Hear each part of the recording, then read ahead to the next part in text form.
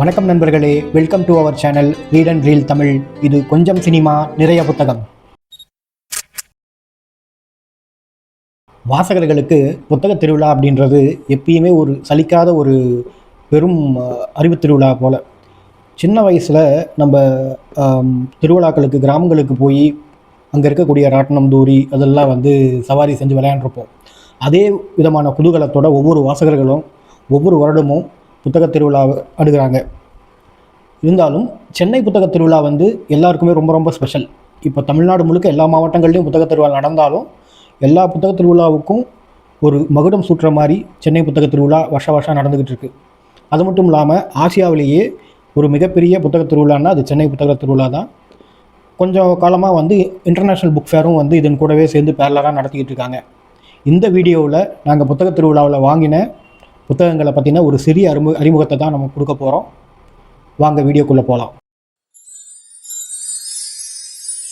இந்த வருஷம் புத்தக கண்காட்சியில் பார்த்திங்கன்னா 38 புத்தகங்கள் நாங்கள் வாங்கினோம். அந்த 38 புத்தகங்களை பற்றியும் ஒரு சிறிய அறிமுகத்தை நம்ம இப்போ பார்த்துடலாம். முதல் புத்தகம் நாம் எதை பார்க்க போகிறோம் அப்படின்னா, ஜல்லிக்கட்டு கிளர்ச்சி என்னும் சூழ்ச்சி. பேராசிரியர் டி தர்மராஜ் அவர்கள் எழுதின புத்தகம். ஜல்லிக்கட்டு போராட்டத்தின் பொழுது நடந்த அந்த ஒரு மக்கள் திரட்சி இருக்குது இல்லைங்களா, அந்த மக்கள் திரட்சியினுடைய பின்னணியை பற்றியும் அது நடந்த அந்த விதங்களை பற்றியும் ஒரு டீட்டெயில்டாக ஒரு ஆராய்ச்சி பண்ணி ஒரு புத்தகமாக வெளியிட்டிருக்காரு பேராசிரியர் டி தர்மராஜ் அவர்கள். சால்ட் பதிப்பகத்துடைய வெளியீடாக வந்திருக்கு. ரொம்ப முக்கியமான ஒரு ஆராய்ச்சி கட்டுரை தொகுப்பு இது.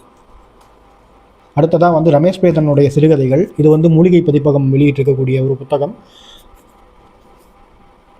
அடுத்து காலந்தோறும் பெண், ராதாகிருஷ்ணனுடைய படைப்பு. பெண் எழுத்தாளர்களில் ஒரு முக்கியமான இடம் இவங்களுக்கு எப்பயுமே உண்டு. மலர் புக்ஸ் வெளியிட்டிருக்காங்க. அடுத்து மக்கள் பதிப்பாக ரவுடியன் ஸ்டாக்ஸ் அவர்கள் அவங்க அந்த பதிப்பகம் வெளியிட்ட முத்தமிழ் அறிஞர் கலைஞர் அவர்களுடைய தொல்காப்பிய பூங்கா. இந்த புத்தகம் வெறும் 100 ரூபாய்க்கு கிடச்சிது. ஸோ இது ஒரு சிறப்பான ஒரு பதிப்பு. அடுத்து ஹெர்மன் ஹெசே அவர்கள் எழுதின சித்தார்த்தன், திருலோக சீதாராம் அவர்களுடைய மொழிபெயர்ப்பு கலப்பை பதிப்பகத்திலிருந்து வெளிவந்தது. இது வாசிப்பு நேசிப்பம் குழுவில் வாசிப்பு போட்டிக்காக நான் பரிசாக வாங்கின புத்தகம். அதே போல் வாசிப்பை நேசிப்போம்லேயே இன்னொரு பரிசாக கிடைச்சது 3 பனிச்சிறையின் வண்ணங்கள், சாகித்ய அகாதமி விருது பெற்ற ஹிந்தி நாவல் தமிழ் மொழிபெயர்ப்பு. இது தமிழில் மொழிபெயர்ப்பு பண்ணது வி பத்மாவதி அவர்கள். சாகித்ய அகாடமி வெளியீடு இந்த புத்தகம்.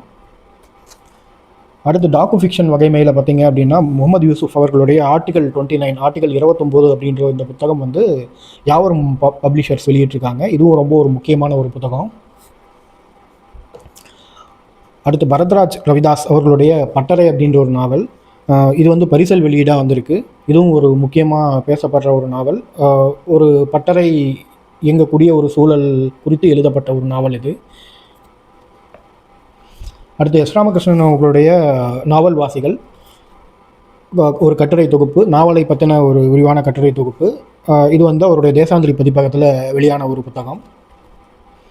அடுத்து எஸ் ராமகிருஷ்ணனுடைய சஞ்சாரம். இது சாகித்ய அகாடமி விருது வாங்கின நாவல், உங்கள் எல்லாருக்குமே தெரிஞ்சிருக்கும். இதுவும் தேசாந்திரி பதிப்பகத்துடைய வெளியீடு.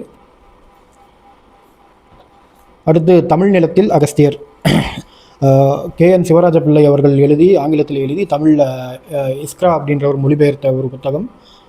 தமிழ் நிலத்துக்கும் அகத்தியருக்குமான அந்த சம்பந்தம் என்ன, அதனுடைய பின்புலத்தில் இருக்கிற அரசியல் என்ன அப்படின்றத டீட்டெயில்டாக விளக்கக்கூடிய ஒரு முக்கியமான ஒரு படைப்பு தான் இந்த புத்தகம். நிச்சயமாக எல்லாரும் வாசிக்க வேண்டியது. பரிசல் வெளியீடாக வந்திருக்கு.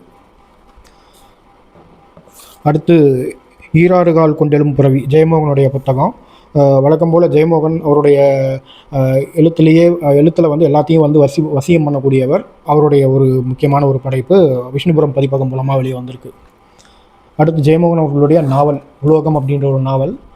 இதுவும் ஒரு முக்கியமான ஒரு படைப்பு. இதுவும் விஷ்ணுபுரம் பதிப்பகம் வழியாக தான் வெளியே வந்திருக்கு. அடுத்து முதல் ஆசிரியர் சிங்கி சாய் மாதாவ் அப்படின்றவருடைய முதல் ஆசிரியர். இதுவும் மொழிபெயர்ப்பு தான். 40 ரூபா அப்படின்னு சொல்லிட்டு மலிவு விலை பதிப்பாக குலுங்கா நடையான் பதிப்பகம் வெளியிட்டது. அடுத்தது கொஞ்சம் சிறார் நூல்கள். விசிலடிக்கும் சைக்கிள், உதயசங்கர் அவர்கள் எழுதின ஒரு புத்தகம். சின்ன ஒரு நூல், குழந்தைகளுக்கானது. அடுத்தது ஓர் உல்லாச பயணம் அப்படின்னு சொல்லிட்டு வண்ணதாசன் அவர்கள் எழுதினது சிறார் இலக்கிய வரிசையில் சின்ன ஒரு புத்தகம், 40 ரூபா, வானமில் வெளியிட்டது. அடுத்து விழியன் அவர்கள் எழுதின கிச்சா பச்சா, இதுவும் வந்து ஒரு சின்ன நாவல். இதுவும் வந்து சின்ன நாவல். இது வந்து பார்ட் 2. பார்ட் 1 வந்து ஆல்ரெடி வந்தது, நான் ஆல்ரெடி படிச்சிட்டேன். இது பார்ட் 2 ரொம்பவுமே சுவாரஸ்யமாக இருக்கும். அடுத்து வெல்வெட் முயல், மெர்ஜினி வில்லியம்ஸ் அப்படின்றவர் எழுதி தமிழில் உதயசங்கர் அவர்கள் மொழிபெயர்த்த ஒரு புத்தகம். இதுவும் சிறார் நூல்வரிசை தான். வானம் பதிப்பகத்தில் வெறும் 50 ரூபாய்க்கு கிடைக்கிது. இது வந்து வித்தைக்கார சிறுமி, விஷ்ணுபுரம் சரவணன் அவர்கள் எழுதின ஒரு புத்தகம். இதுவும் வந்து சிறார் நூல் வரிசையில் ஒன்று. அடுத்து புலிசாரை அப்படின்னு சொல்லிட்டு லட்சுமிகர் எழுதின நாவல். இது வந்து யாவரும் பதிப்பகம் வெளியீடாக வந்திருக்கு. இவருடைய சமீபத்திய ஒரு வெளியீடு வந்து யோ புரஸ்கார் விருது வாங்கியிருக்கு அப்படின்னு சொல்லிட்டு எல்லாருக்கும் தெரியும். ஸோ அவருடைய புத்தகம் இது. அடுத்து இந்தியாவில் சாதிகள், டாக்டர் அம்பேத்கர் அவர்கள் அவருடைய பிஹெச்டி பண்ணும்போது அதில் வந்து ஒரு எடுத்துக்கிட்ட இந்த டாபிக் வந்து இந்தியாவில் சாதிகள் தான்.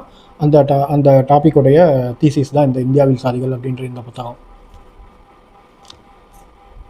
மகிழ்பதின் அப்படின்னு சொல்லிட்டு வில்லியன் அவர்களும் சக்தி செண்பகவள்ளி அவர்களும் வந்து எழுதின இளையோர்களுக்கான அந்த உளவியல் கட்டுரைகள். மகிழ்பதின் அப்படின்ற ஒரு கட்டுரை தொகுப்பு பேரண்ட்ஸ் வந்து நிச்சயமாக வாசிக்க வேண்டிய ஒரு புத்தகம்.